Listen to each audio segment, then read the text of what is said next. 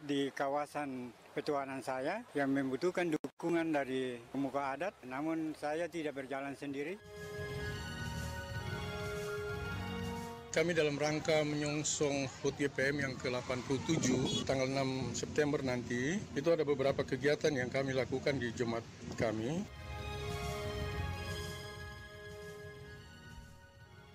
Pukul 7 waktu Indonesia Timur.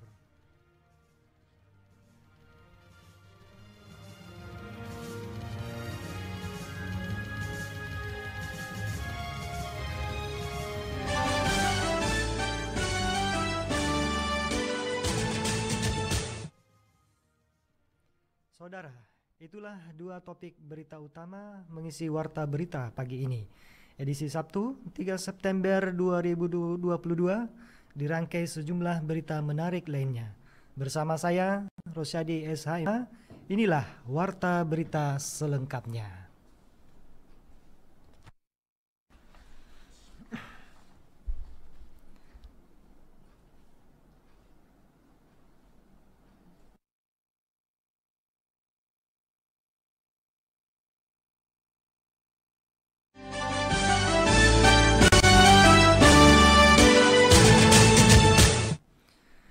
Presiden Republik Indonesia Joko Widodo optimis Blok Masela akan tetap berlangsung sebagaimana rencana pemerintah. Dikatakan pemerintah akan terus mendorong Blok Masela, di mana Indeks dan Shell akan mengoperasikan proyek tersebut. Meski begitu, dalam perjalanan Shell sempat mengundurkan diri sehingga saat ini sedang dicari partner pengganti Shell. Jokowi menambahkan apapun alasannya, Blok Masela dipastikan segera terrealisir, tanpa menyebutkan secara rinci kapan pengoperasiannya. Blok Masela itu terus kita dorong. Yang semula dulu sebetulnya sudah akan jalan Impact, kemudian Shell, tapi karena saat itu harganya rendah, sehingga ada satu yang mundur.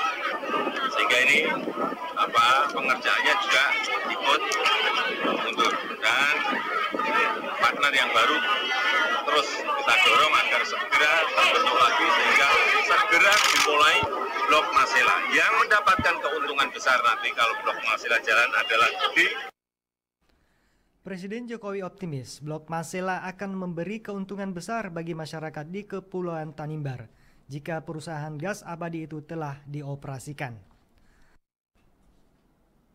Sementara itu, warga Tanimbar terlihat haru dan bangga atas kunjungan Presiden Joko Widodo.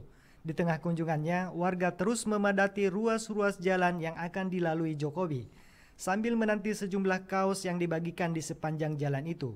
Pembagian kaos tersebut sudah dilakukan sejak mendarat di Bandara Udara Matilda Batlayeri, di sepanjang jalan menuju Jalan Insinyur Soekarno, hingga menuju Hotel Beringin 2. Pembagian kaos ini kemudian dilanjutkan Kamis pagi di Pasar Ngirimase dan sepanjang ruas jalan yang dilaluinya. Masyarakat haru dan bangga atas kepedulian orang nomor satu di Republik Indonesia itu, atas kepedulian kepada rakyatnya. Nampak ada warga yang menangis dan histeris meneriakkan nama Jokowi, hanya untuk masuk berjabat tangan. Meski begitu, aturan protokol tetap membatasi masyarakat. Masyarakat Lolobai minta dukungan pemerintah daerah untuk menata kembali kekurangan destinasi Pantai Ngiruarat Ohoder Tawun. Kepala Raskap Lolobai, Tonji Wursok mengatakan, destinasi Pantai Ngiruarat sejak diresmikan hingga saat ini masih terdapat banyak kekurangan infrastruktur. Olehnya itu diminta kepada pemerintah daerah Kabupaten Maluku Tenggara bersama tokoh adat, tokoh agama untuk tetap bersinergi dalam pembangunan lokasi Pantai Ngiruarat yang lebih baik ke depan. Saya selaku Kepala Raskap Lolobai Ohoder Tawun, yang pastinya lokasi ini bertempat di kawasan petuanan saya yang membutuhkan dukungan dari pemuka adat, namun saya tidak berjalan sendiri. Saya harus bersama-sama dengan yang sekarang disebut tiga tungku, pemerintah, agama, dan adat, sehingga tempat ini mudah-mudahan ke depan memberikan manfaat bagi masyarakat, juga pemerintah daerah secara umum. Objek wisata Ngiruarat adalah objek wisata baru yang memerlukan dukungan dari pemerintah daerah dan Dinas Pariwisata untuk mengembangkan destinasi tersebut demi kesejahteraan masyarakat setempat. Rangka peringatan Hari Nendit Sakmas keempat tahun 2022, pemerintah Kabupaten Maluku Tenggara melaksanakan karnaval budaya yang mengangkat kearifan lokal Kei serta kesenian dan berbagai kekayaan yang dimiliki bumi Larwul Ngabal. Karnaval yang berlangsung pada Jumat kemarin melibatkan sekolah-sekolah yang berada di Maluku Tenggara yang mengambil start dari pelataran kantor camat Kei Kecil dan finish di depan gedung Larwul Ngabal Ohijang. Sesampainya di garis finish, peserta karnaval berkesempatan menampilkan tarian dan nyanyian serta berbagai sajian yang mengangkat adat dan budaya Kei di hadapan Bupati serta Forkopimda Marla. Pantauan RRI di gedung Serbaguna Larwul Ngabal Ohijang semarak karnaval tersebut. Dilengkapi dengan turunnya Bupati beserta jajarannya yang memberikan semangat kepada para peserta dengan menari dan nyanyi serta foto bersama di lokasi finish. Kegiatan yang mendapatkan antusias masyarakat yang menyaksikan dengan gembira karnaval budaya itu berlangsung baik dan lancar dan berakhir menjelang pukul 18 waktu Indonesia Timur.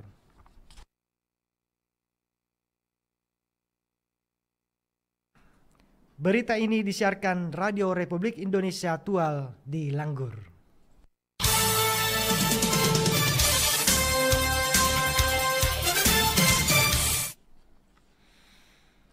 Sejumlah lomba dilaksanakan oleh Jemaat GPM Anugerah Ohijang dalam memeriahkan HUT GPM ke-87 tahun 2022. Selengkapnya dilaporkan Bakri Rumrah.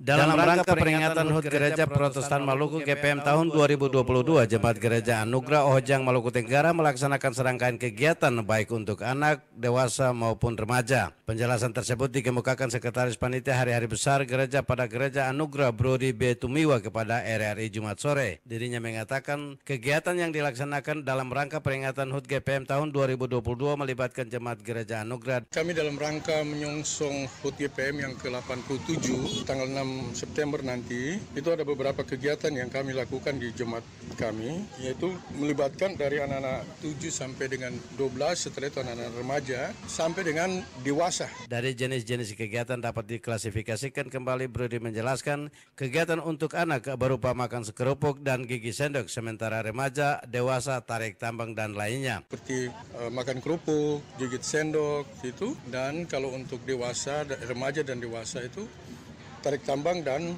meti K3. Di samping itu, pada acara puncak nanti kita akan melaksanakan makan patite bersama. Sekretaris Panitia Hari-Hari Besar Gereja PHBG pada Gereja Anugerah Brody B. Tumiwa berharap dengan peringatan HUT GPM tahun 2022 dapat memberikan nuansa baru bagi umat dalam kehidupan keseharian. Dirinya juga mengajak setiap jemaat memperingati HUT GPM tahun 2022 lebih mengikat rasa kebersamaan dalam hidup. Demikian Bakri Rumrah melaporkan. Dinas Perpustakaan dan Arsip Daerah Kota Tual kembali lakukan inovasi dengan melibatkan masyarakat. Hal ini dilakukan bukan saja di wilayah perkotaan, tetapi lebih menyasar ke pedesaan. Moksen Renwarin, Kepala Dinas Perpustakaan dan Kearsipan Daerah Kota Tual mengatakan, inovasi layanan perpustakaan adalah upaya pelayanan publik inklusif untuk meningkatkan pemberdayaan masyarakat dan peningkatan kesejahteraan masyarakat. Contohnya, buku memasak, membuat kerajinan tangan, teknologi internet, desain grafis untuk periklanan, buku tentang bisnis, dan lain sebagainya. Maka dalam mewujudkan inovasi tersebut, pihaknya baru-baru ini turun dan melatih para ibu-ibu di Desa Tamedan mengolah bakso sianida berbahan dasar embal. Renwarin berharap dengan inovasi yang diterapkan di lapangan bisa sekaligus meningkatkan minat baca masyarakat. Karena perpustakaan bisa menjadi salah satu pilihan yang murah meriah untuk memperluas wawasan keilmuan serta bisa menjadi pintu peluang bisnis bagi masyarakat.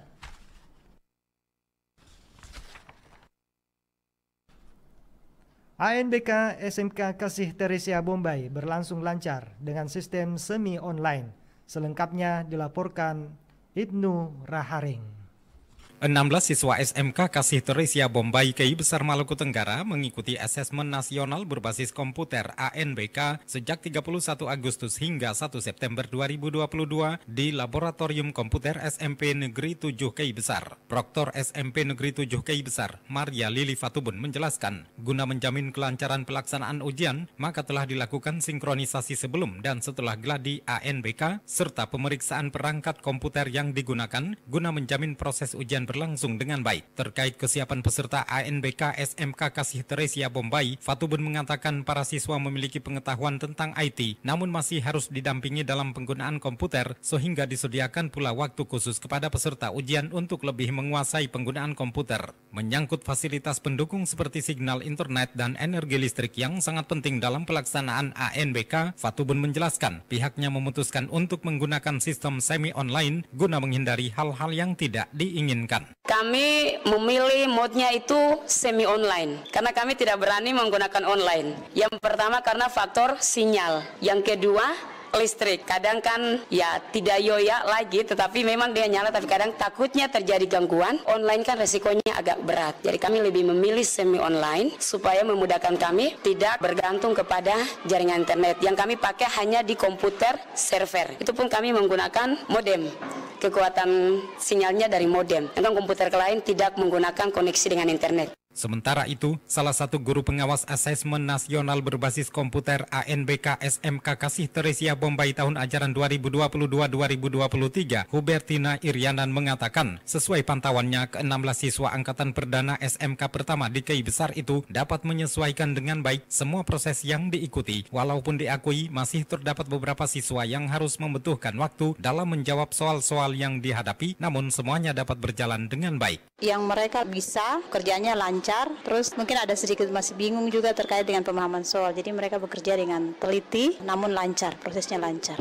Baik proktor maupun pengawas ujian yang keduanya merupakan guru SP Negeri 7 Besar itu berharap dengan proses yang tengah diikuti memberi semangat kepada para siswa SMK Kasih Teresia untuk lebih giat dalam menekuni tugasnya selaku pelajar demi mewujudkan kualitas pendidikan yang diharapkan semua pihak.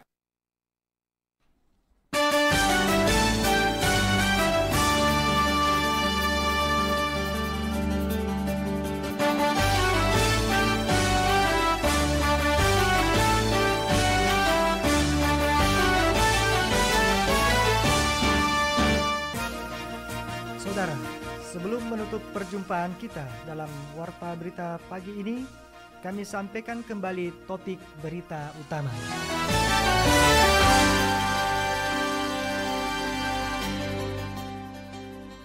Masyarakat Lor Lobai minta dukungan pemerintah daerah untuk menata kekurangan destinasi pantai Nyeruarat Ohader Tawun.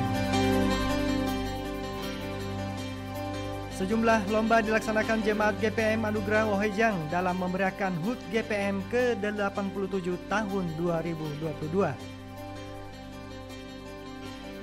Mewakili kerabat kerja yang bertugas, saya Rosyadi SMH mengucapkan terima kasih atas perhatian saudara, selamat pagi dan sampai jumpa.